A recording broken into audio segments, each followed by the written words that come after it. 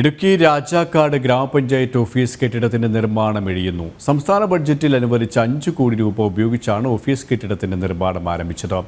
2021 ആരംഭിച്ച നിർമ്മാണ പ്രവർത്തനം 3 വർഷം കഴിഞ്ഞിട്ടും പൂർത്തീകരിക്കാൻ കഴിഞ്ഞിട്ടില്ല. നിലവിൽ പള്ളിവക വാടക കെട്ടിടത്തിലാണ് പഞ്ചായത്ത് ഓഫീസ് പ്രവർത്തിക്കുന്നത്.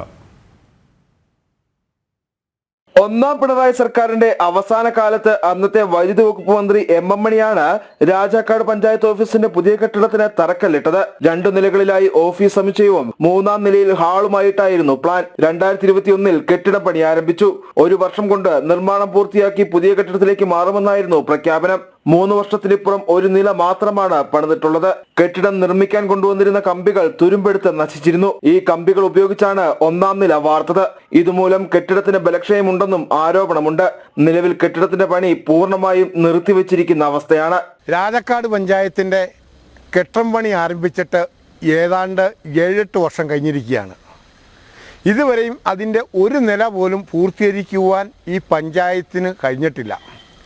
എം മണി മന്ത്രിയായിരുന്നപ്പോൾ, മകൾ ഇവിടെ പഞ്ചായത്ത് പ്രസിഡന്റ് ആയിരുന്നപ്പോൾ ബഡ്ജറ്റിൽ ഉൾപ്പെടുത്തിക്കൊണ്ട് 5 കോടി രൂപ അനുവദിച്ചിട്ട് കാലം 7-8 വർഷമായി.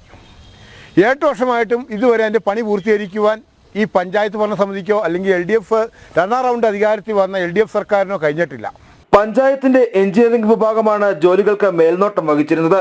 നിർമ്മാണം പൂർത്തിയാക്കിയ വർക്കുകളുടെ ബില്ല് മാറി ലഭിക്കാത്തതും കാലാവസ്ഥാ വ്യതിയാനവുമാണ് നിർമ്മാണ ജോലികൾ വൈകാൻ കാരണമെന്നാണ് ഗ്രാമപഞ്ചായത്ത് അധികൃതർ നൽകുന്ന വിശദീകരണം. കോവിഡിന്റെയും അതുപോലെ തന്നെ കാലാവസ്ഥയുടെ വ്യതിയാനങ്ങളും ഒക്കെ വർക്കിനെ ബാധിച്ചിട്ടുണ്ട്.